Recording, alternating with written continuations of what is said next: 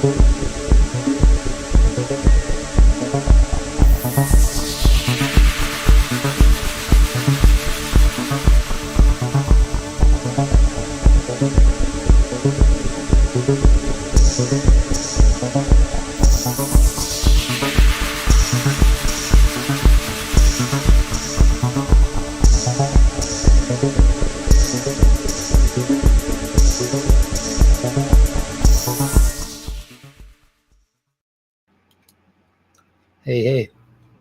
Hey. Well, somebody did show up to this little stream fest. We got David. Yeah. We got David. That's all we need. Yeah, we got one person. That's good enough. You've got David in the side chat. You've got a full house. Right.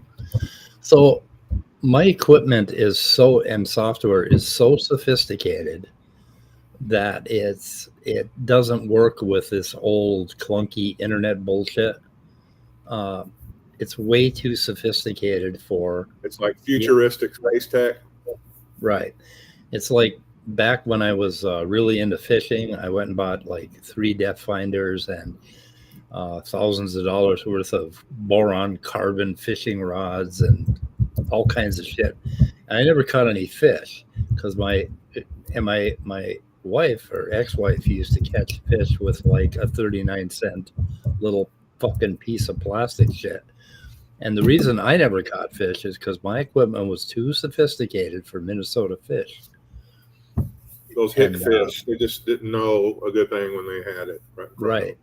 So this is the same thing. This I put my AirPods on and fucking Restream quits putting sound from Opera to the stream, which I don't. Anyway, I'm done complaining.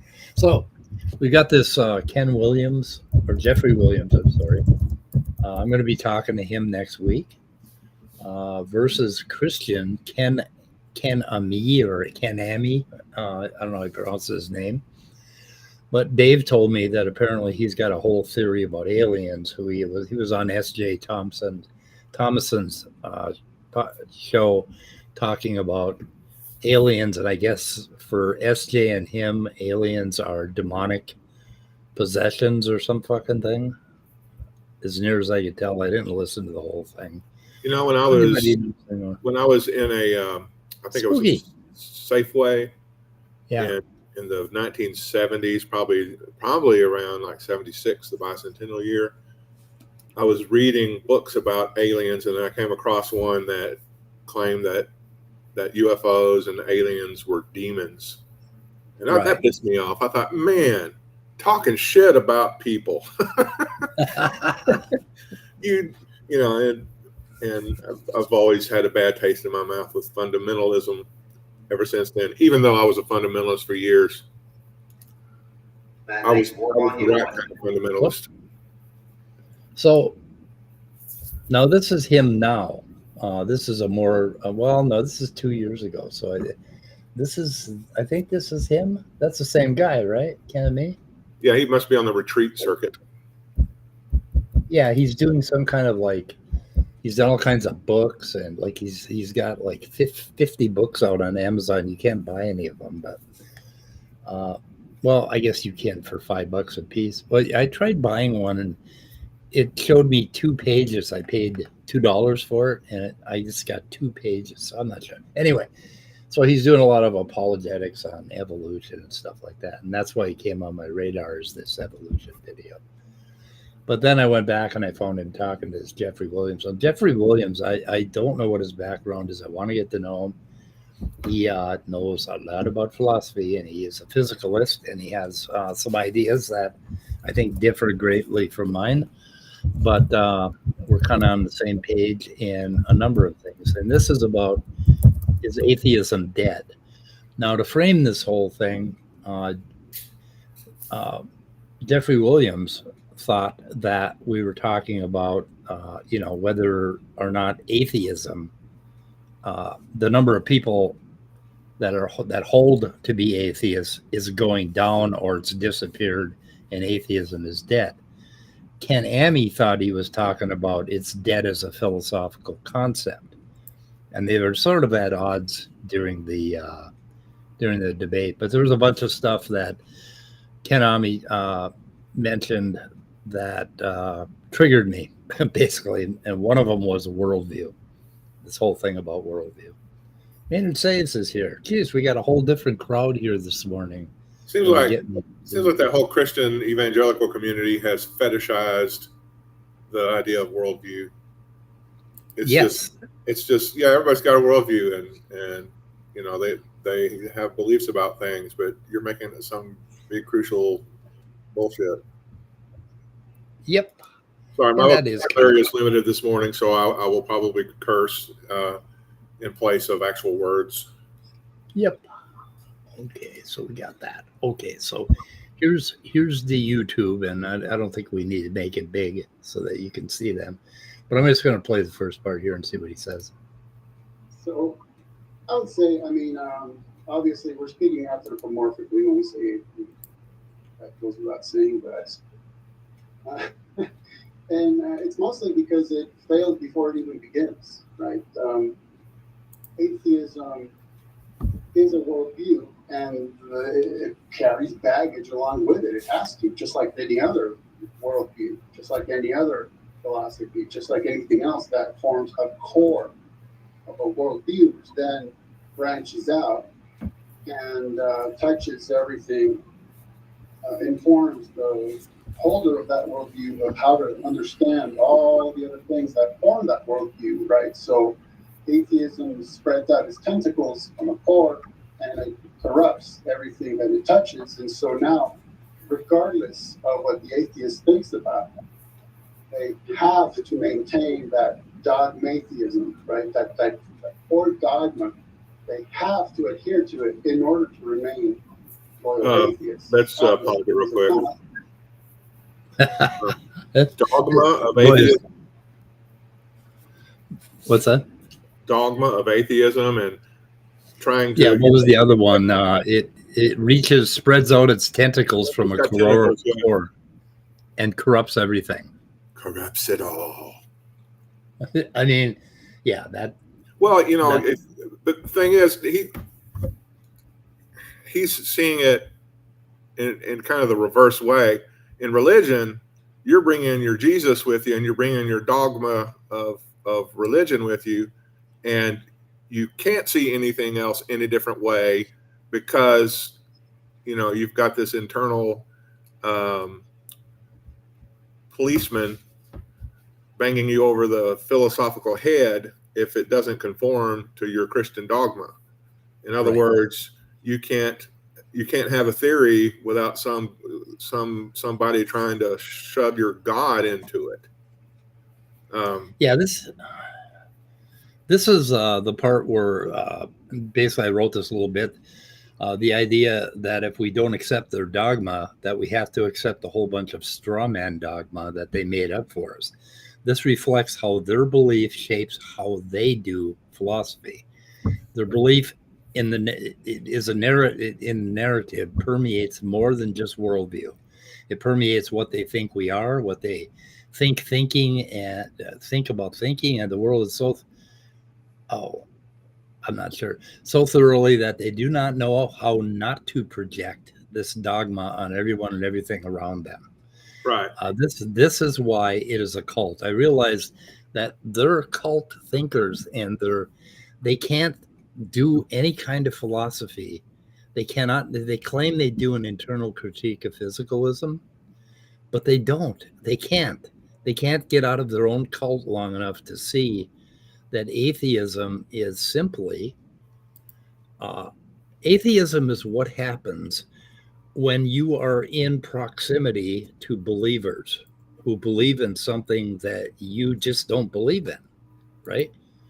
Like, you can't be an atheist if you're all alone in the forest. What is the dogma of the atheist who is alone in the forest and nobody hears him? I don't know. I didn't do it. That isn't a very good metaphor, is that? But anyway, so you cannot. You can stand to workshop it. Right. You have to be around a believer in order to be an atheist. So I'm an atheist around certain Christians who believe in a thinky, anthropomorphic man, tool-making God who has plans, intention, willpower, and all of that. Yeah, Then I'm an being atheist. being an atheist is just kind of a response. It's like, oh, you know, all those things that you and your committees and those guys with robes up, you know, standing up in front of that room are saying, all those talky words that you keep saying. I don't believe those. That's all being an atheist is. You're talking about a God. I don't believe there's a God there. And so much for your worldview. Now, I might think that you know, humanity is humanity's best hope for a future for our children. That makes me a humanist. Nowhere in there do I have a dogma about a God, and that's all you can have is dogmas about gods. You don't necessarily have a dogma about atheism. You just, you know, when somebody wants to inject God in the conversation or into your thought process, you go, oh, I don't believe in God, so no, I'm not going to include that God concept in my thoughts. Right. So this thing on worldview, I went on ChatGPT and talked a little bit to ChatGPT about this. And let's see, apparently, okay, arguments. Okay, does everyone actually have a worldview? The question of whether everyone has a worldview is a philosophical topic. Okay, arguments that everyone has a worldview, implicit assumptions and belief. Even if not explicitly stated, every person operates based on certain assumptions about the world. I'll agree with that. Cultural and social conditioning, decision-making process, cognitive necessity. To function effectively, humans need to process information, predict outcomes. This requires some framework for understanding causality, relationships, and the environments, elements of a worldview. So here's arguments that not everyone has a worldview, and there's a real important one here. Lack of a coherent belief system. Some individuals may not have ever thought about this and had a consistent worldview basically put together. So let's see. I think my thing is off here. Okay. Unexamined lives. Basically, some people just, you know, like I say, never thought about it. Agnostic or undecided position. Some people really don't know, and they're just, you know, sort of open to whatever. And I think I'm leaning a little bit that way. But here's the important one. Number 4, developmental stages. Young children, especially infants, have not yet developed the cognitive ability to form complex worldviews. Their understanding of the world is limited to immediate experience and needs. Yep. And anyway, it goes on. And let's see, conclusion. Worldview, let's see, I don't know. Anyway, and then I think I asked it. No, I didn't ask any other questions. Anyway, so there's that. And then we have this, which is something I wanted to point out. And let's see if that's going to work. Does that work? Oh my God, I don't know if you can see the top there. Atheist worldview. Anyway, I erased part of it. So anyway, there's this thing about worldview that kind of drives me crazy. For one thing, when you're a fucking zygote, your worldview is pretty limited, right? And then you go through all this womb development where you've never seen an object or whatever, and then you're born. And then out here, you know, somewhere in baby stage, you start to acquire ideas about objects and things in your natural world. As a toddler, you learn how to steal the cookies, and then you're a child and you learn how to get a bike and ride around and terrorize the neighbors. And as a preteen, you start learning how to terrorize your parents. And then teenagers, you know, the thing is that with religious people, they start about right here, and they start bringing the kids to church, right? Mm-hmm. And they establish this worldview that God created the universe and all that. But that isn't really worldview. Now, the worldview we have actually starts right here. That's where epistemology starts for human beings. Where are you pointing? Okay, right there. Zygote. Yeah, the zygote. So basically how the world impinges upon you, and the world starts to shape how you react to the world, what your actions are. And by the time you're born, you know how to flail your arms around and poke yourself in the eye. By the time you're a toddler, you know how not to poke yourself in the eye, how to grab objects. You know that objects have another side. All of that stuff. All of that stuff develops, and then by the time you're teenager and adult, You're poking other people in the eye. yeah, right. You have a really good idea how to operate in the natural world. You know how to drive a car, you know how to get in the car, you know how to get groceries, you know how to put food in your mouth, you know how to wipe your butt. It's really important to learn how to wipe your butt. But that's worldview. And everyone has that same worldview, including Christians. Everyone, every believer, unless you're institutionalized, you have the same naturalistic worldview that all of us have. And that is the core thing that basically runs through all of us. And they won't admit to that. They right away think, oh, no, I have this God worldview. And you have this no God worldview. And it's like, no, I don't need a no God worldview to wipe my butt or go to Walmart or put food in my mouth. So anyway, there's that. I think I said that enough. Did I say that enough? So what else we got? Enough. Did I say it enough? Let's see what else he says, because there's a little more to this, I think. Central, okay. Obviously, because it's not, okay. Atheism is thought restricting. You must maintain that central dogma regardless. No, you don't. You have a naturalist view of the world, which everyone has, and that allows you to go to Walmart and put food in your mouth. Yep. And it's that goddamn simple. You just don't believe all the way back 14 billion years ago or 6,000 that God created the universe. You just don't have that particular belief. And you don't believe that there's some super mind out there operating on everything. It's just like, Jesus. It's really simple. Atheism is so simple. I like the word lacktheism. Anyway, God worldview is not the default. Robin Webster. Oh, Robin Webster's cows are calling. You have cows? I used to have cows. My cows are calling. Oh, House of Reason 78. And Maya, what the hell is going on here? We have 9 people watching at 7 in the morning. What's wrong with you people? It's 8:30 over on the East Coast. So when I was on the East Coast. God, we tried to get up early so nobody would listen to us. Yeah, it's like, gosh, people, why are y'all listening? No, I think it depends on the particular believer, which, I wish Ammi would try not to be so, I won't say divisive. What's the word where you see it black or white, where you try to draw a huge distinction between me and thee? But that's what he's doing. But I would say that I've run across a whole lot of fundamentalists that have to maintain that God belief every step of the way. If God's not in it, if you can't relate it to God somehow, then you get a little nervous, like maybe you're not being as faithful as you could be. That cultic thinking that you thank you so much. You try to put a huge dichotomy between either or thinking, black and white thinking. Yep.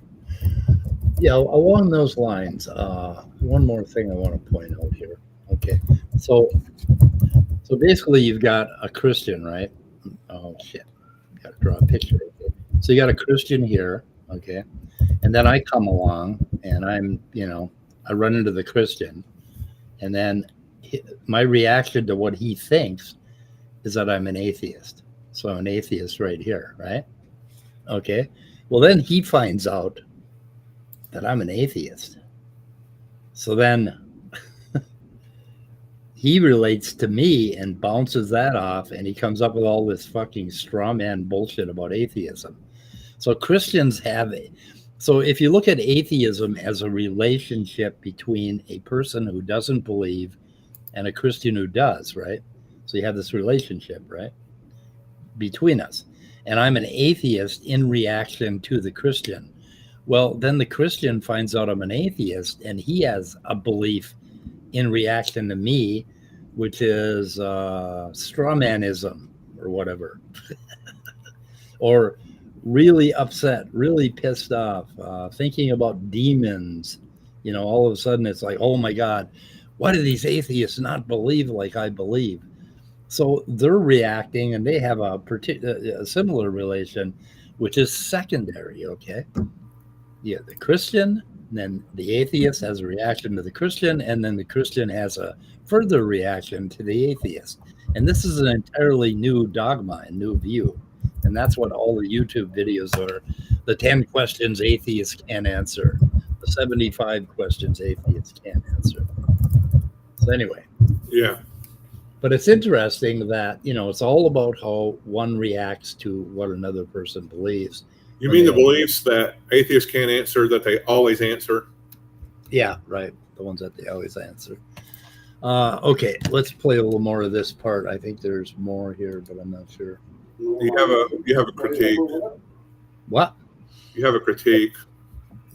Bob Ross has nothing to fear from Mike. Who the hell was that? The guy on the spooky or the happy little cloud guy on PBS. What is he? He does that painting on PBS. Oh, right? Oh, okay. Oh, yeah. I'm sorry. Okay, now draw a happy little tree under a happy little cloud. You don't like my drawings. Well, when they're, you know, when they're cobbled together, I'm sorry. Yeah, I don't have any fucking talent at all as far as putting shit on paper. Though I do it all the time with colored pencils and stuff like that. But anyway, they don't like our answer. Yep. Anyway, playing. Interest in maintaining their atheism. That it doesn't matter what they're thinking about or how they're thinking about it. It doesn't matter what they think about. They will have to think about it within certain parameters. That's why atheism is thought restricting. You must maintain that central dogma regardless. Now, hopefully, somebody. I don't think he really ever talks to atheists. You know, Yeah. It's like, why do we have to maintain that central dogma that God does not believe? I do not walk around thinking, okay, now I got to go to the store and I know that Santa doesn't exist and I know the tooth fairy doesn't exist and I know that God doesn't exist. So what am I going to do when I go to the store? We all go to the store the same way. The core belief we all have is fucking naturalism. I thought you meant with a shopping cart with one wheel that doesn't turn. Oh, that, yes. Oh, my God, I hate that. Especially if you're halfway across the store and you're like, okay, should I turn around and get a new cart? Should I turn around and get a new... And this wobbly wheel is whipping around. Have you done that? Has everybody done that? I've done that. I think they have technicians that make carts that way so that everybody has to deal with that. You know, think, what if they did that with airplanes, right? Jesus Christ. Yeah.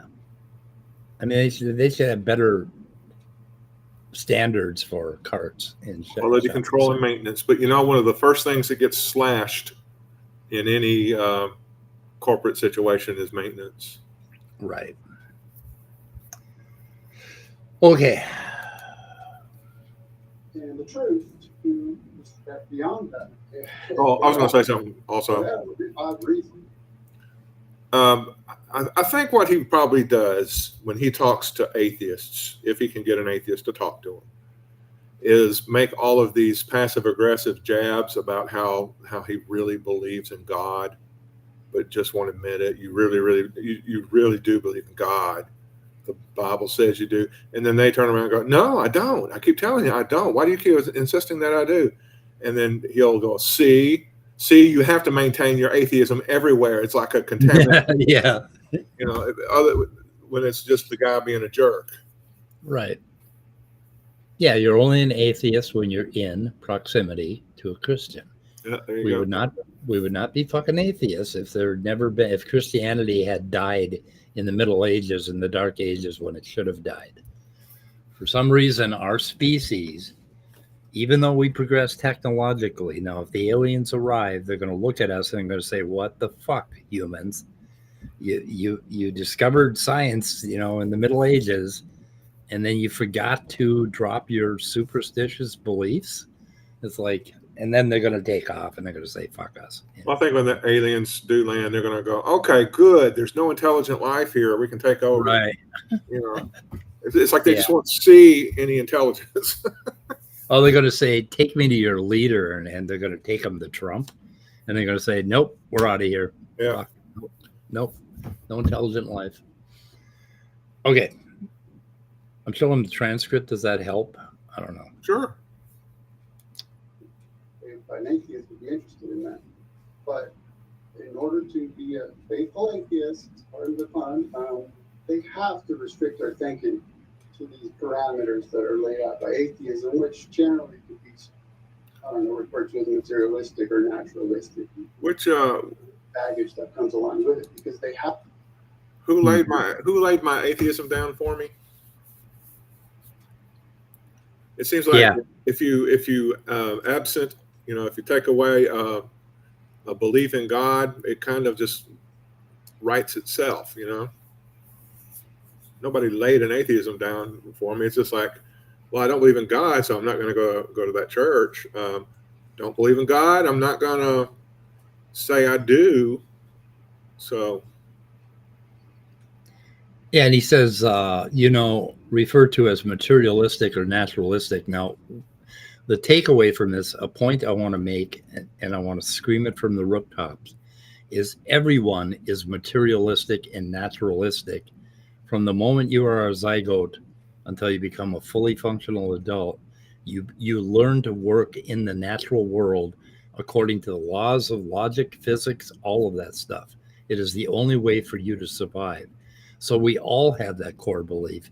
But he say what he means here is that atheists he thinks are thinking about the big questions like how did we come to be? How did we evolve? And that the atheist has to go all the way back to the Big Bang and figure everything out like they do and come up with a creation story. And we don't have a creation story. We do have naturalism and materialism, but everybody does. I mean, I'd like to see one of these fuckers operate during the day without behaving according to any naturalism. I'd like to see them supernaturally operate during the day or for a week, supernaturally operate for a week and see how many pounds you lose, whether or not you end up in the emergency room. Anyway, all the baggage that comes along with it, because they have to maintain a certain view of anthropology, a certain view of cosmology. No human being walks around having to maintain a view of anthropology and cosmology. It's something we think about. To most people, whether they call it anthropology or not, their view of anthropology is people are dicks, people are basically nice, or people are out to cheat you anytime they can. That's kind of most people's view of anthropology is what's the nature of society and what's the nature of people in this society. Yeah. So, okay, now I'm getting some critique from Robin Webster. So what about the other guys?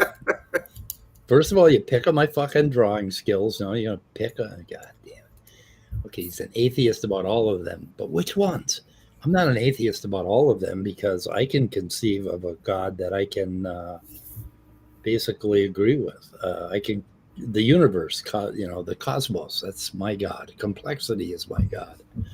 So, I mean, it's only the ones that have thinky minds, like when we say God, we are always referring to a Superman, a superhuman kind of thing.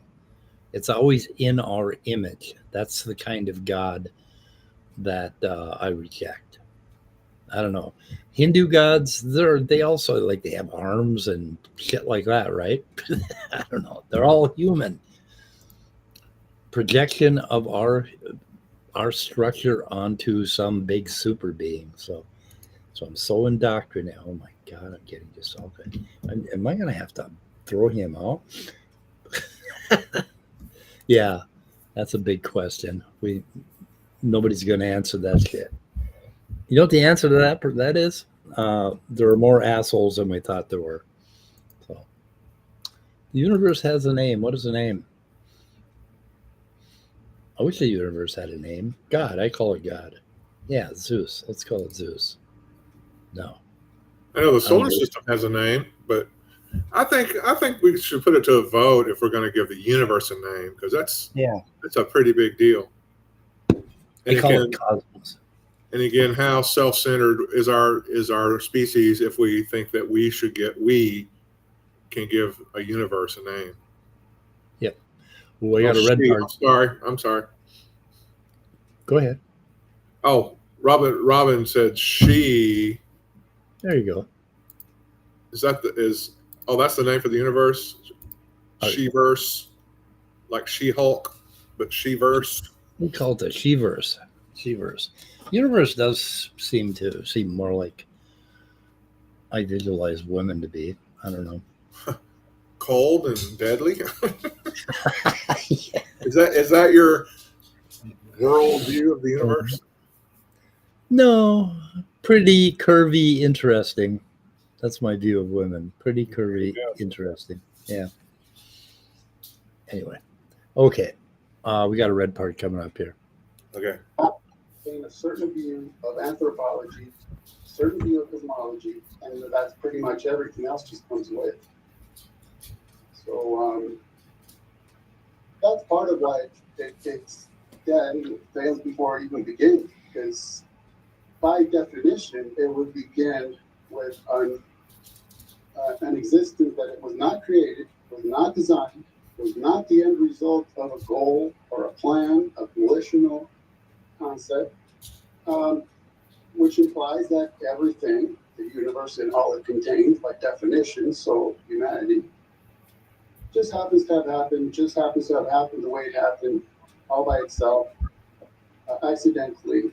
And so, well, everything that follows from that in terms of human epistemology is really just subjective.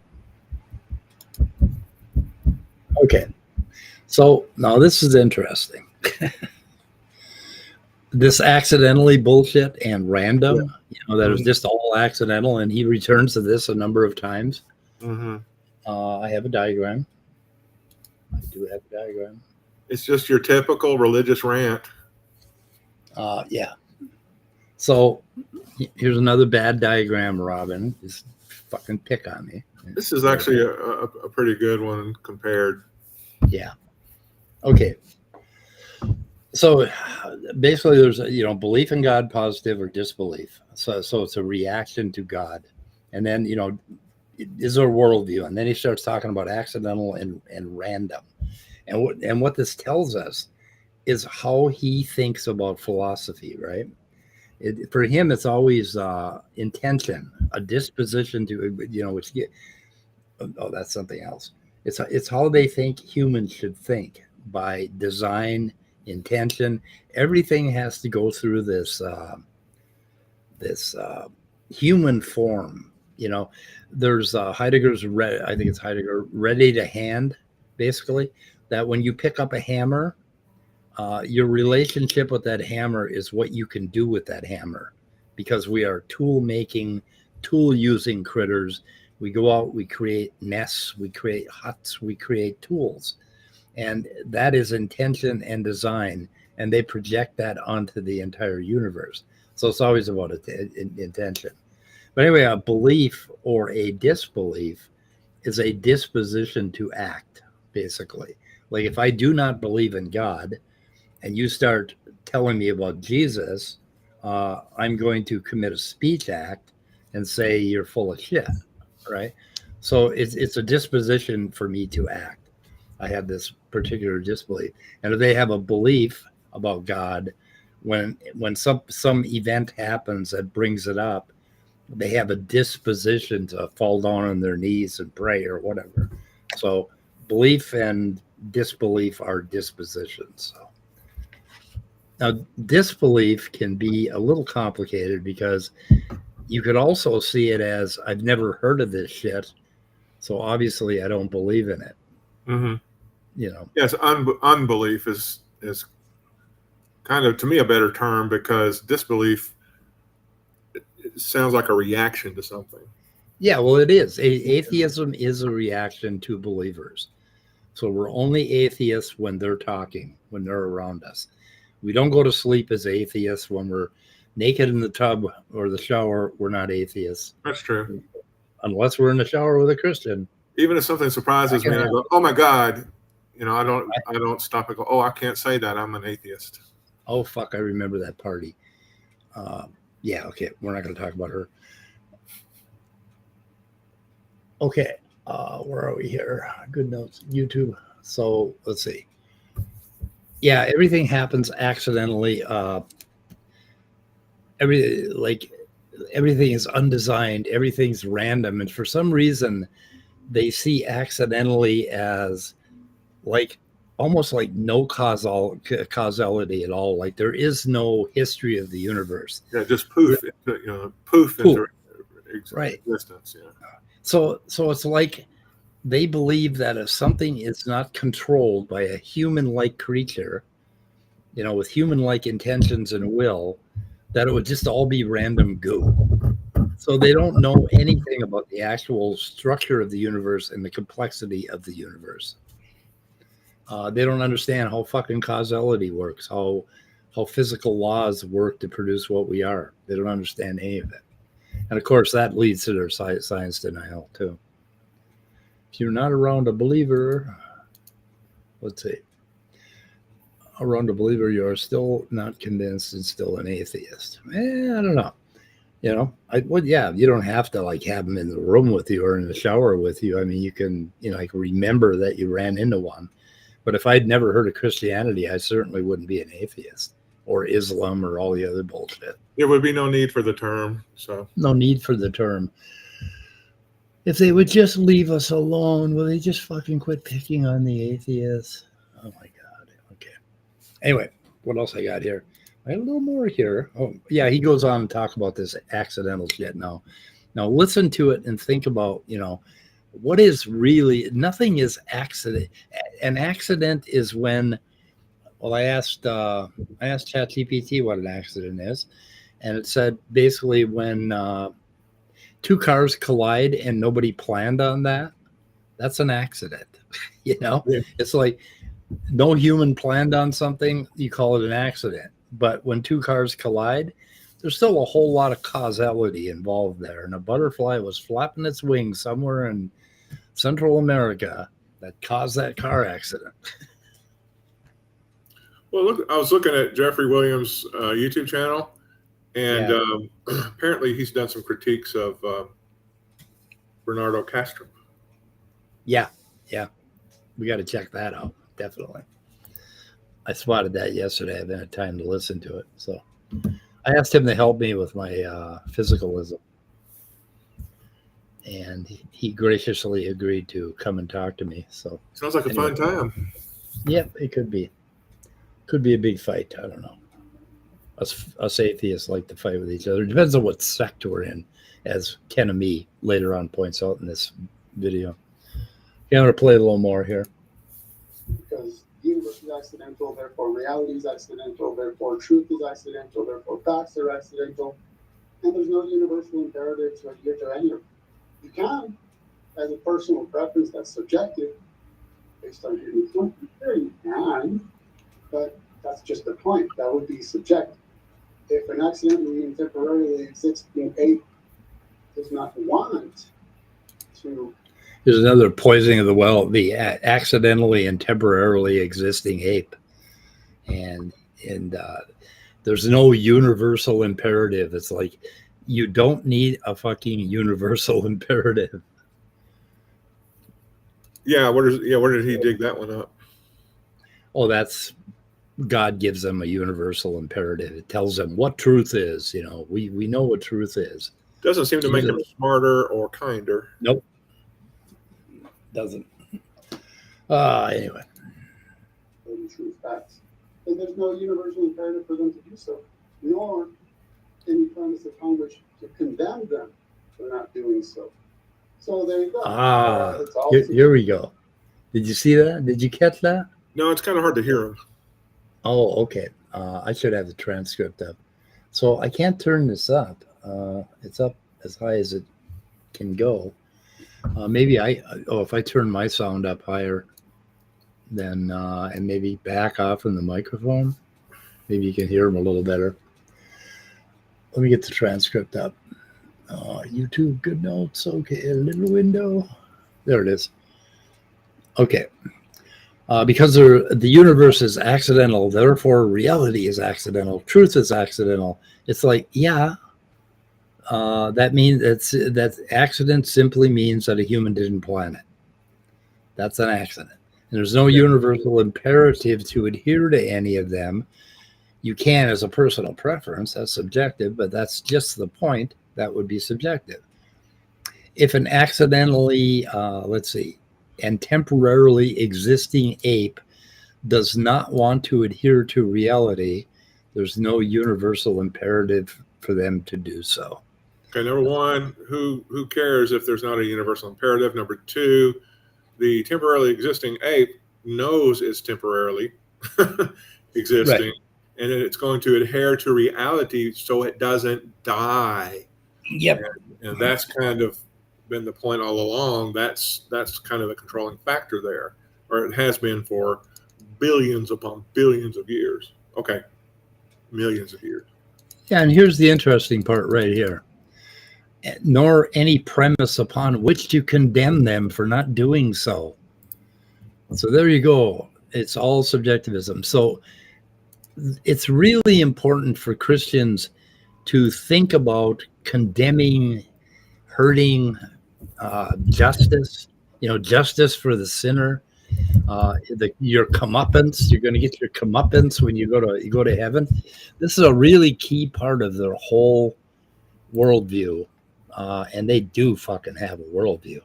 A key part of it is that you will be condemned if you don't fall down and worship Jesus and God, that sort of thing. So this is really important for them to bring this justice into this thing. And I think that's a feature of people who are bitter, who don't know how to live their life, who want to get into other people's fucking business. And I think that's all part of Christianity. Godless Granny. Hi. Oh, we have a lot of people here. The word atheism, let's see here. If you're around a believer, okay. Wait a minute. Okay, I think I put that one up. Still be an atheist. And then he said, what did he say? The word atheism would have no context, but you still would be convinced. Or for the word, that means like if you're a zygote, you're an atheist, or if you're a child, you're an atheist. And I kind of agree with you on that. You just don't believe in it. But if you talk to Steve McRae, you're going to be in a lot of fucking trouble, dude. You're going to be in trouble.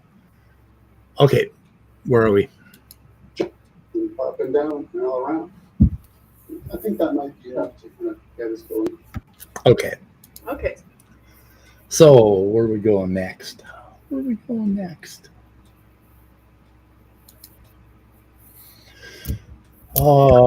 SJ1. Okay, so here we go. Am I on SJ1? Yeah, I am. Follow up on that really quickly. So would you say the central... Hold on, let me get to the right part of the transcript. Where are we? Where's SJ1?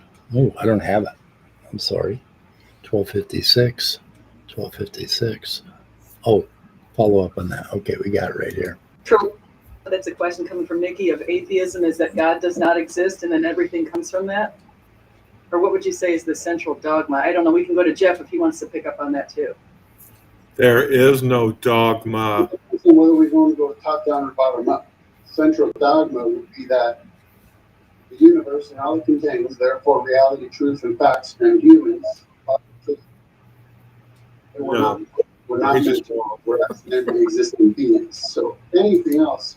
Yeah, so he doubles down on the accidental existing being. Yeah.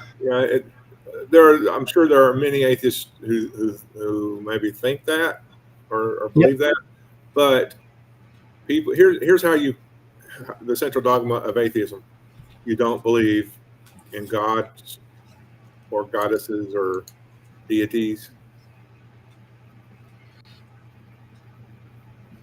Yeah, they keep straw manning godless granny. It's not a dogma; it's a conclusion, that somebody has reached. Yep. Let's see here. So Jeff says, I'm going to start. He goes on about the demographics of atheism, and anyway, they start talking about how many people are atheists in the world and shit like that, and we go all the way down to here we go. So SJ pipes up with some interesting stuff about social programs. Talk about what he thinks about that. I did want to clarify just one thing. In the United States, just to throw some numbers out there, from the same polls that you're looking at, atheists right now did go up from about 1.5% to about 3%, agnostics 4%, and then you have a big portion of people who call themselves nuns. And so we definitely have seen a rise in the nuns, and to your points, in these developed countries, especially in places where you see more social security nets, social safety nets, welfare programs, a lot of government handouts, and also where you see less suffering. It's really interesting how that correlates. Yeah. Yeah, she thinks that's a bad thing. Yeah, I think so. Yeah. It's like, is that a bad thing? God, we've got to stop all this relief and health and help, because my God, people will just quit believing in God because they don't need him. Right. We got to stop. We got to stop doing something about human suffering. We need to let humans suffer. What will that do to your worldview? The world will cease to be a hostile, cold place that's out to get you, and will be a place where people work together for the common good. Yeah, and that's considered a bad thing by Christians because they're not put in charge of the show. They don't get to keep the 10, 15, 20% of the income, and buy jets and mansions and things like that. So, you don't impress me, SJ. Yep. Now here, let's see, we're going way ahead here. This part I call prophecy, but listen to the prophecy that KenAmmi comes up with. Theism, because that's just painting with a broad brush broom. Let's see, where is it? I'm trying to find it in the transcript here. Gen Z. Accelerating subjectively philosophical discussion about the demographics. Oh my goodness! Oh no, I'm not there yet. Okay. Here's a part. Can I just remark? Yeah. Okay. Let's see if I can back up a little bit. About 15. Where are we at? Like 30, 39. Okay. It's really interesting how that correlates, because if you look at places like China and Africa, we're seeing increases in religion and beliefs. And so that's all I'm going to say. Right. Look, can I just remark on that? She doesn't understand the implications of what she's saying. I know. It's pretty weird. And the thing is, the implications have been laid out many times before on atheist channels. Yeah. So if you look at countries where there's a lot of poverty and suffering, a lot of believers over there, and that's a good thing, man. We can't. It's like you can sell a lot of lottery tickets in poor neighborhoods. Yep. Yeah, these are the people that are kind of in charge right now, so this ought to be interesting. Anyway, okay. SJ is a Newsmax conservative. Pavel D. She is. Okay. I think there's an overemphasis because, yes, economic security is a key. And those countries tend to have higher standards of living, higher GDP per capita, especially Norway, which is number one in the world, and more freedom. Those, it's not government handouts that turn people atheistic. It's freedom, economic security, and level of education, which are what he defined as modernism, that seem to be co-determinants, not government handouts. Is that Jeffrey Yep. Williams talking? Yep. Okay. Yeah. Because it was kind of making sense. Yeah. Let's see here. So then we go to Ken, and he picks it up. Let me see here. I want to go to prophecy. Generically of theism, because that's just painting with a broad brush broom. I'll just talk about Christianity. So that it's in decline. I say amen. That's a fulfillment of biblical prophecy, and there's a reason why. You catch that? So atheism is in decline, and he's like, amen. Yeah, biblical prophecy being fulfilled. The believer, what is it, like Revelation or some fucking thing, where, you know, all these horrible sinners. Bible refers to a remnant of believers, but we're watching it being fulfilled right in front of our very eyes. Now, one thing I think is crucial in everything you've been saying is that there's a reason why sociologists study those things. Studies and meta studies, is because it has to be understood why is it that people are switching teams in one direction or whichever direction they might go. Teams. So that's actually something very, very important. So, for example, the third point in one of your slides was something that current culture isn't conducive to religious revival. Words to that effect, right? It's like, well, yeah, exactly. The culture is very inviting of every kind of vice and unethical behavior. And so, of course, people who want to engage in that will, by definition, reject Christianity. Yeah. So, Okay.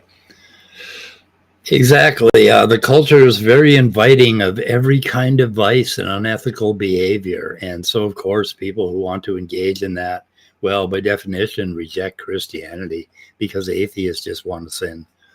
The same old bullshit. And that sort of paints the current world as being sinful and fallen. It's getting worse. And Jesus is going to have to come back and kick our butts. That whole I mean, it's just so obvious. The kind of like underlying river to this Christian bullshit is really disturbing to me. And that's why I'm an anti-theist, I guess. Anyway, let's see. Okay, what do we got here? Martin Heidegger, metaphysics. He goes on in detail about the worldview of Edison. Let's see, metaphysical thinking. I'm not sure what I got next. Scott left me. After prophecy, worldview, and define atheism again. So we got 36. Okay. I'm afraid that the whole statement you opened with there with the charts and everything, I'm afraid that they're irrelevant. And this is why. Because what I was addressing is whether atheism is dead or not whether atheists were numerous or not. And there's a fundamental level distinction because I was defining atheism as a worldview, as, let's say, a philosophy, as a word, as a concept, and all that, those things that I said. What's that? Who's talking still? KenAmmi. Okay, yeah, because kind of hard to tell their voices apart. But then again, I just got up an hour ago. So. Yeah, I think that's probably it, Scott. I'm not having a problem. So anyway, let's see. Okay, as a worldview, let's say a philosophy has a word as a concept, and that it carries baggage and all that. These things I said about. So that I'll give you an example of atheists would consider that Christianity is dead. I'm not sure what he's talking about here. Let's see. So that I'll give you an example. So atheists would consider that Christianity is dead, but they admit that there's a lot of Christians, right? So on that view, Yeah, that could okay. be Yeah, they go on about they're kind of like at odds about what they're talking about. What does it mean for Christianity to be dead or atheism to be dead? KenAmmi thinks it would be because it's bad philosophy, and Mr. Williams came on thinking that they were talking about, basically whether it's increasing or decreasing in the culture or whatever. Let's see what else we got here. Does he think people say Christianity is dead? He thinks that we think, well, I think if you're talking about is a philosophy good or bad, and you're saying if it's bad, it's dead, then yeah, Christianity is fucking dead. Yeah, It should I die. don't know really anybody who says Christianity is dead. Yeah. But then again, I don't know anybody who's saying atheism is dead. Yeah. Oh, let's see here. 42. Okay. I think we're down here somewhere. Let me just get clarification, because in the audience, people are noting about definitions and just saying that we really have to have. Is there, like, for example, with Christianity, our core concept is that Jesus resurrected from the dead. And to be a Christian really requires belief in that concept. You really can't follow Christ. So, what is the core uniting concept for atheists? There isn't one. There is not. Atheists are different from each other. It's completely. All we share is we have no reason to believe there is a God. Now, beyond that, I mean, there are all kinds of atheists I strongly disagree with. And for me, atheism or theism isn't the important dividing line anyway. My approach is philosophical, and while I'm an atheist, I don't consider myself an atheistic philosopher, nor am I an anti-apologetic. It's not the most important issue. And for atheists, there isn't a common core. I'm very different from a communist. I'm very different from an existentialist. We don't have necessarily common beliefs. And I think it's a projection of Christianity onto atheism to believe there has to be a common core when they're just That's it. So that kind of brings back that point again that we addressed a while ago, that it is a projection of how they think onto how they think we think, basically. We all belong to opposite. Yeah. Well, yeah, and it's really one thing that SJ doesn't seem to understand is that there are a lot of conservative atheists. Can you hear me? Yeah. It looked like a mute thing came on my screen real quick, but her only example was socialism. Socialist countries where atheism was high or on the increase, and so she's equating socialism with atheism, but there are a lot of atheistic conservatives. Yep. Of course, there are a lot of atheistic conservatives who think religion is great for you people because y'all are ignorant and need it, but for them, they're the elite, so it's fine to be an atheist. I wish the sound on this video was a little better. The sound on this one is really low for some reason on her channel. Yeah, I'm really having to lean in. Yeah. Is there a closed caption function on the video portion of those folks? Maybe we could just see the closed caption. But I don't know. You've got the words up here, so never mind. I'm going to hit mute now and listen. Well, yeah, we could do it that way. I don't know. Okay, I'll see how it looks. So Ken, is there a problem to you if there's no common core that can you? Yeah, that might work better. Let me do that. Get rid of little window. Okay, so there's a closed caption, and I don't think it'll be obscured. In some way, some common belief that all atheists share, is that problematic or is that not problematic? Well, we're hearing that there is, and we're hearing that there isn't. because obviously he's telling us that there's a basic bottom line definition. All atheists fit into that category. And then, yeah, there's various denominations and sects. See, there again, projection, that atheism has denomination and sects. Total like, no. Yeah, it's like, are there denominations and sects? I guess there could be, but like of philosophers. Yeah. There's a category, there's a system of thought that many will fall under, but I don't think there's a denomination or sect, even though like the Epicureans way back when were practically a cult at different points. Yeah, there's this projection. Okay, they love this either or thing. Either you believe in God, my God, or you don't. This dichotomy they keep presenting. So either you believe that Jesus his rotten corpse crawled out of a fucking rock tomb, or all these other sects.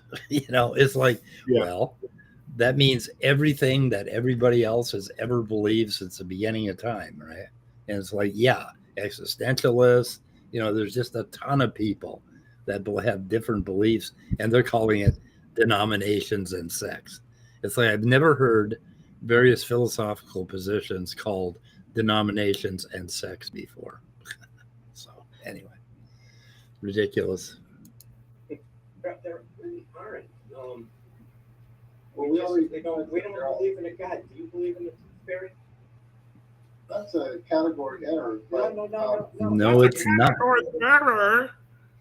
It is a matter of it's the same epistemology. Do you believe in the tooth? See, here again, he doesn't understand what a category error actually is. Is Ken going to pull out that you don't have the basis for knowledge?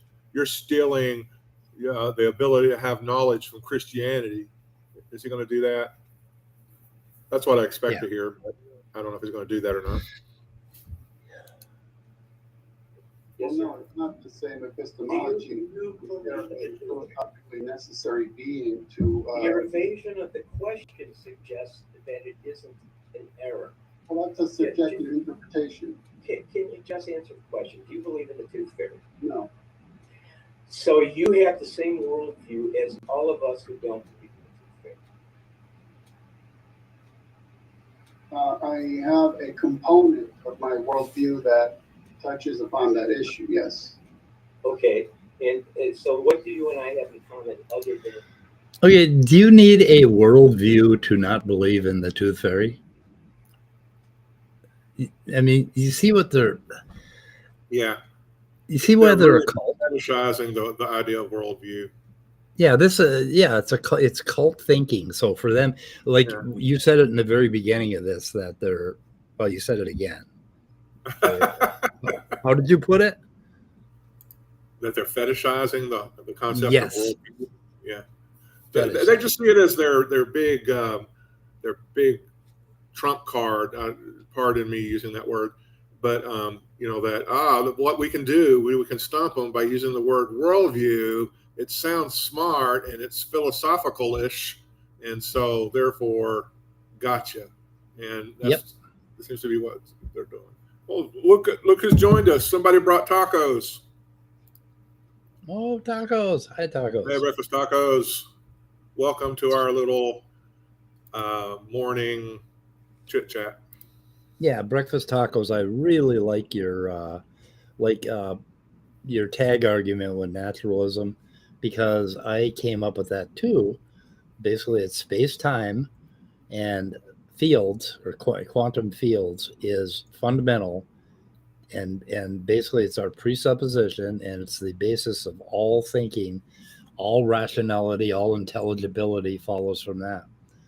And I think what Breakfast Tacos needs to monitor the internet, and every time Christians borrow from his worldview or steal from his worldview, he needs to send an invoice at the end of the month. Yep, there you go. Okay. What do you and I have in common other than, let's see, where the hell are we here? What do you and I, well, I'm not sure where I am. We don't believe in the tooth fairy.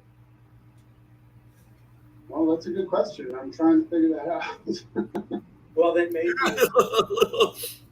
maybe lacking a belief in something doesn't determine what you do believe. So, Jeff, do you lack a belief in God, or do you believe God does not exist? Because it's the same thing with the tooth fairy. I lack the belief in a tooth fairy, and I also believe that the tooth fairy does not exist. It's for me personally, I don't believe a God exists. For the same reason that I don't believe in the tooth fairy. Yeah, this is where Steve McCrane is bullshit, Venn diagrams and stuff.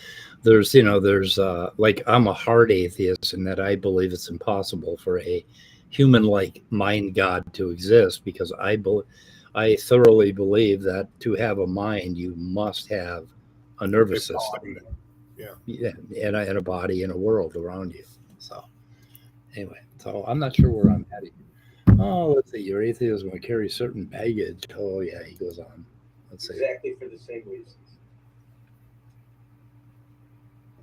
Okay, so I mean, this is a Okay, he stumped this him. is an epistemic issue, and so I was Stop. curious. So first, What? I said Williams stumped him because he got so quiet for like a couple seconds. Yeah. I think Williams did a really good job of it. This Ken guy is much bolder when he's talking to one of his Christian audiences than he is here. He seemed a little more humble. you said that I was strawman, but I can't even imagine what kind of meaning that would have to an atheist. Oh my God. Let's just say that Okay, here's. Look, yes, I admit I was a strawman. What does it matter if a temporarily and accidentally existing ape was strawmanning a position? Okay, there it is. The old tag argument, right? Yeah. Where's his head? It's like, oh, if you don't believe in my God, then straw man doesn't make any difference. It's like, okay, what does it matter if you're straw manning me if you're an accidentally existing ape? Well, I want to ask Ken, what does it matter if I punch you in the face if you're an accidentally existing ape? Does that matter? I mean, they just like, they want to claim that atheists have no basis to say that something is true. What Jeffrey needs to do here now is just declare that KenAmmi has left the discussion. His body's still here, but his mind is checked out, because all he can do is say, what does it matter to you? When you do that, when you're essentially focusing on the person rather than the argument, you're just leaving the argument. Yeah. Where does it say in the Bible that Jeff Williams is wrong? I'd like to know that. I mean, if it doesn't, if you have no basis for claiming he's wrong, if it doesn't say this in the Bible, where does it talk about atheists in the Bible and their worldview? If it doesn't talk about it in the Bible, and The obviously fool you can't. said in his heart, there is no God. Yeah. With knowledge of, yeah, okay. I just responded to them with, if knowledge in the quantum field, we have knowledge for the quantum field. Yep. That's actually a sound position, but you have to, you almost have to diagram that one. There's a little interesting, they call it circularity. I call it a network, but anyway, we'll get to that in a future morning broadcast. Okay, there's more. Right there, you just did a straw man. How do you know I believe that?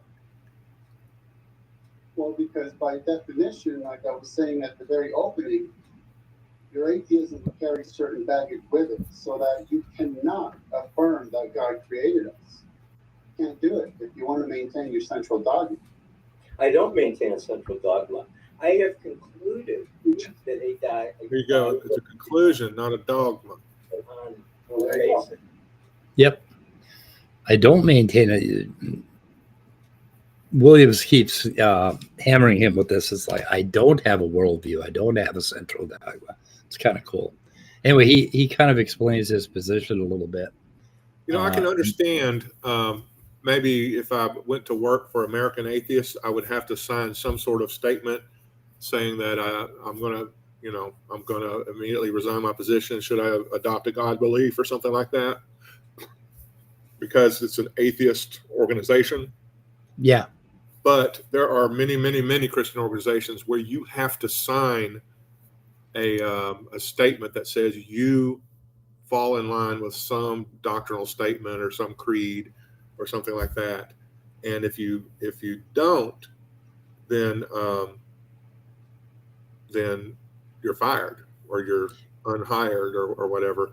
And so atheism does not have a dogma, but there are plenty of Christians who do. And if dogma is a bad thing, then your Christianity is a bad thing. But don't accuse atheists of having a dogma. Yep. Oh, theology and philosophy discussions is here. What was never alive cannot be dead. Atheism is absurd. What? What the fuck? What was I don't never believe alive? atheism really is about things that are alive not being dead. Okay. He's talking about atheism being dead. Okay. Yeah. Anyway. Okay. Okay, if you want to find somebody to who's very confused, this guy, theology and philosophy discussions and debates, is very confused.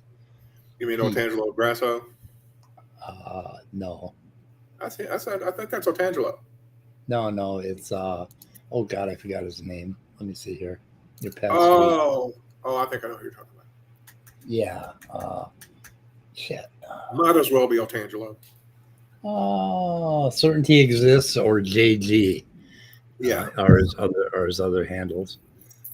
Let's see. If it ain't Otangelo, it sure rhymed. American atheists would allow believers in some positions. Is that even legal to not allow non-believers? I mean, can you do that along political parties too? I guess you could fire anybody you want. I'm not sure what the law is about that. Non-discrimination laws, I think, would cover that. I don't know. Well, they would never. If you're so explicitly not Christian, then why would a court force you to hire Christians? Yeah. So maybe there is. Maybe the courts would overrule anything like that, but I don't know. But I know as a academic in many a religious institution or many an educational institution around the country, you will not be on staff if you do not sign a statement of doctrine. Yep. Okay. Sorry. I wonder if God created us to studying the issue and concluding that God didn't create us. That doesn't take me to any other dogma than I don't believe that God created us. I have no reason to believe that. Well, let's start from that. Can we? I hate to interrupt, but Craig put up something that I think is important. Atheists are either materialists, empiricists, or naturalists, and came closely to an almost logical positivism. Craig, you know me better than that. You know me better than that. I don't fit any of those categories. But you still have the cases where people can be idealists and they're still atheists. Right. Yeah. Yeah. Bernardo Castro, doesn't believe in a Christian God. Believes in some other weird fucking theory. I'm a materialist, and I'm not a reductive physicalist. Okay, I'm not interested in splitting hairs to the Splitting hairs. Okay. It's like, oh no, we're just going to talk about your atheism because that is your entire core dogma, your core belief system, your worldview. We're not going to split hairs and talk about, the difference between physicalism and materialism. Anyway.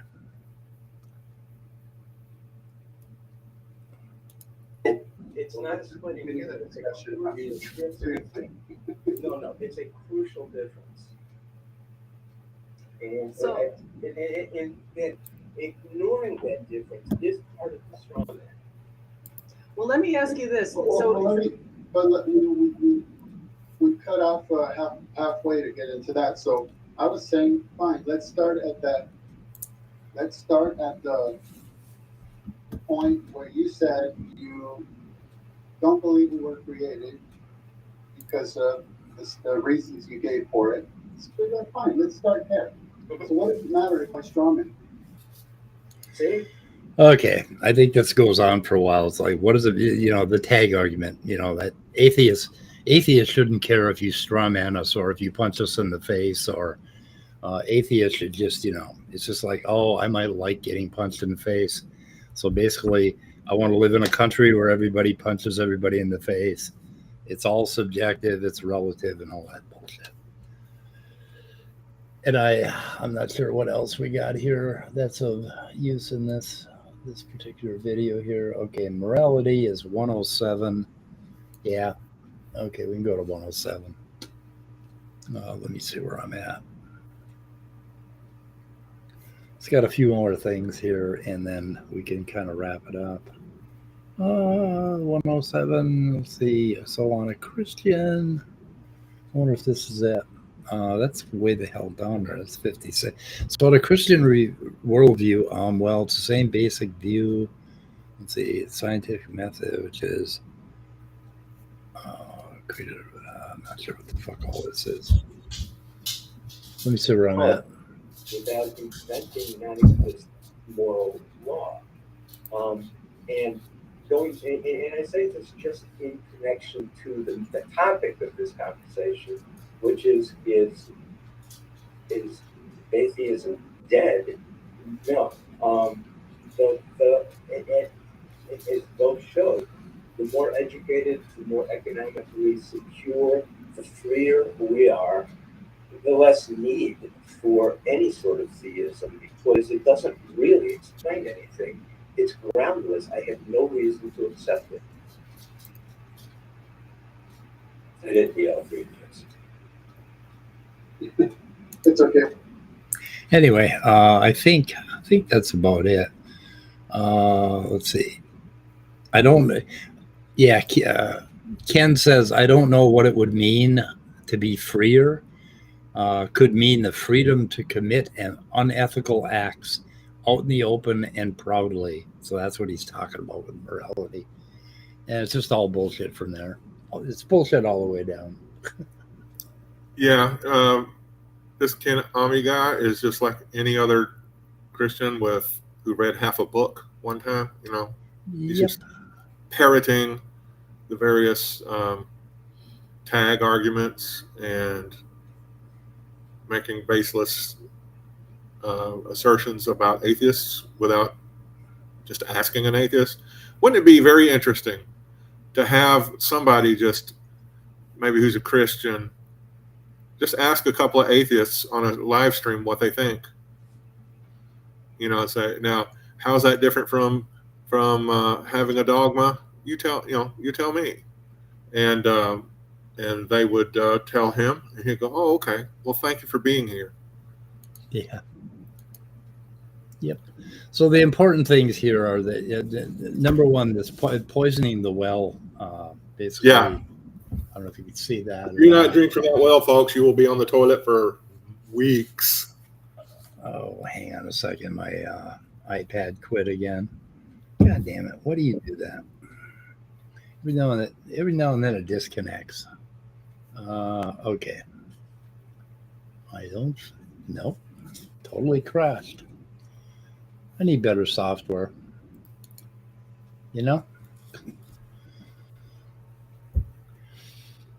The important parts is, number one, atheism not a fucking worldview. Number two, we all have the same worldview at our core, and that is naturalism.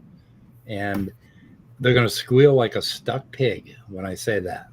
But they cannot tell me how they can exist in the world.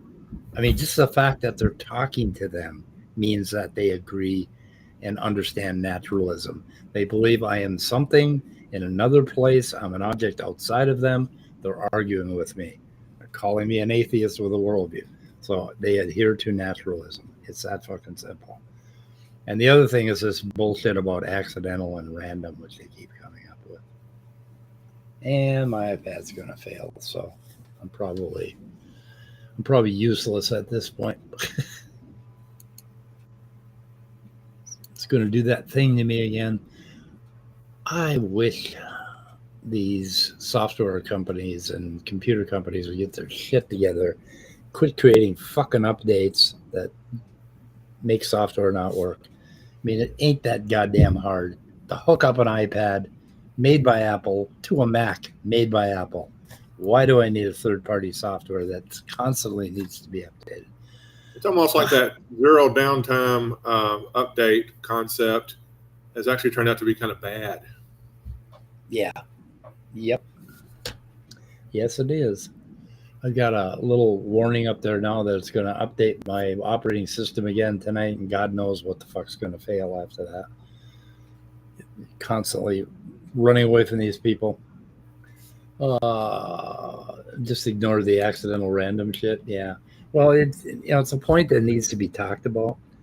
And I have a nice little diagram. Basically, if a human did it and intended to do it and it worked out, it's not an accident, but that's only a very, very small, tiny little spot of what happens in the universe. Everything else that happens is causal, it's regular, it's consistent, it happens with physical laws.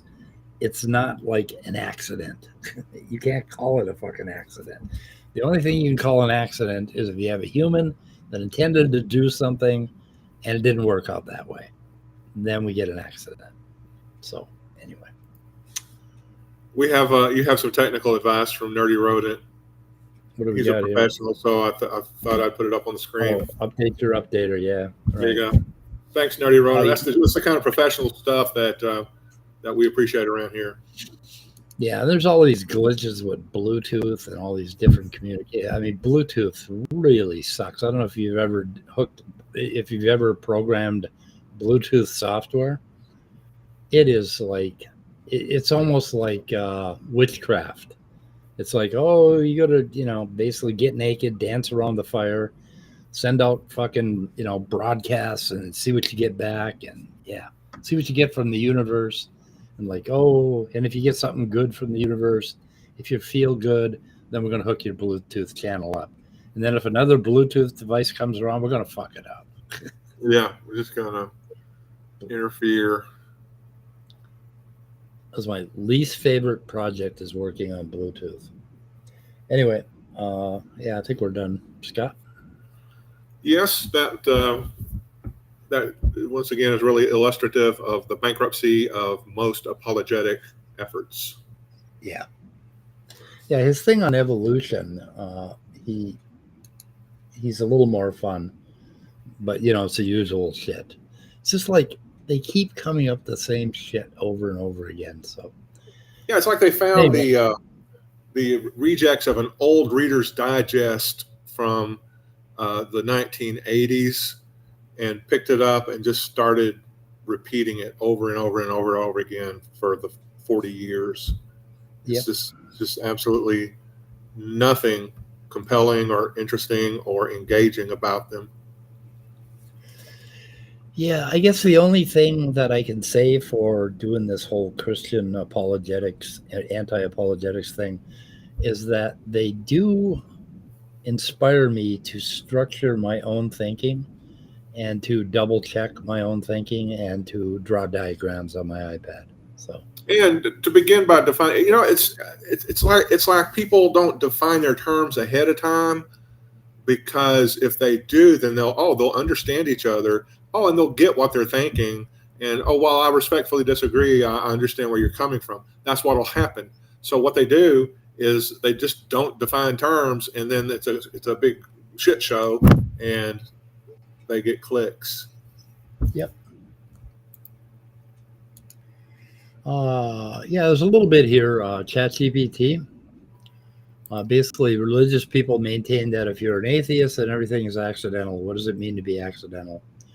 When religious individuals assert that if you're an atheist, then let's see. Yeah, I think it's on there. That everything is accidental. They are highlighting a philosophical perspective on the origin and purpose of the universe and life within it. In this context, accidental refers to events or existences occurring without intentional design, purpose, or guiding intelligence. Essentially, happening by chance rather than deliberate creation. Well, even by chance is like things don't happen by chance. They're causal all the way down. As So there are absence, predictable causal paths to things. right. It's So just we don't they're always talking- know about them because we need to do experiments to figure out what they are. So what they mean is absence of divine purpose. So when they're talking to you about atheism and they start talking about accidental, what they're doing is begging the question, because the only way things are accidental in the universe overall is by absence of divine purpose. And we got randomness and chance. The term accidental implies that events occur due to random interactions or natural processes without any predetermined plan. Now, what random interactions means is that the causality is so complicated that we don't know we don't know all the pieces, all the causal pieces that went into it. But if you were to look at it, if you had a really wonderful microscope that could take everything apart, you would find out that basically nothing is accidental. Everything is caused by something else. It just ain't caused by divine purpose or human intention. So meaning intent from a religious standpoint, life and existence have inherent meaning bestowed by the Creator. If everything is accidental, as they suggest atheists believe, then life lacks this intrinsic purpose and as a result of unguided natural phenomena. And again, unguided, random, chance, accident, I don't like any of that shit. So, philosophical implications. The idea touches on existential questions about why the universe exists and what our place is within it. If everything is accidental, it raises discussions about morality, meaning, and human significance. And if you follow strict naturalism, none of this shit is a problem. You'll figure it out. You are a fucking organism. Everything flows from what you are, what you consist in. You are an organism. You are a moral animal. Everything flows from what you are. You mean like snot and boogers and blood and pus and things like that? Yep. And I said, if everything is caused, then how is it accidental? Basically, yeah. Causality and intentionality. Basically, causality without intentionality. Natural causes in the world. Events happen due to preceding causes. Lack of conscious purpose. It's all about humans. You know, it's like... So it's like a lot of the discussion generated by all these apologists is basically, you know, froth and foam because they won't define their terms or they won't seek to understand the terms. Yeah, they see everything in terms of the Creator God having intention, right? Overall intention. But then they don't really believe this shit, because when they go out and build a table, they go out and move their hands around and use a hammer to build a table. When they grow a tree, they don't pray to grow a tree. They plant a seed in fertile ground and a fucking tree grows all by itself. And they know that that's all natural causation. God isn't pushing every single atom around in the universe to make things happen. That would be Calvinism, right? That God is like totally controlling everything. Oh yeah, or whatever. So I mean, they're just equivocating like hell, and it's kind of fucking crazy. So you need to do some more drawing. Apparently, Nerdy Rodent really likes it. Oh yeah, I can't because this asshole software isn't letting me get my iPad back. But anyway, we'll do that maybe another day. Anyway, yeah, that's good enough, Scott. All right. Well, man, I'm just very pleased with everybody that joined us today. It was very engaging and invigorating live chat. You should just congratulate yourselves, people. Yes, I think the chat was good. I'm so surprised that I like to do early streams, and I'm surprised that we had 7-8 people, which is pretty much what we get. Anyway, I am happy with you guys. Thank you for listening to this, and I hope we get something out of it. We ought to develop we need a core document. We need a worldview document for atheists. Basically, I talk about we talk about Christians. In our document, we have nothing but rules about how to deal with Christian apologetics. Yeah, because think people- I really feel like I need all y'all atheists to get together and tell me what to think. Okay. End stream. Let us end the stream. Goodbye, Yes. everybody. Have a great day. Yep, we'll return to all these subjects, naturalism particularly. So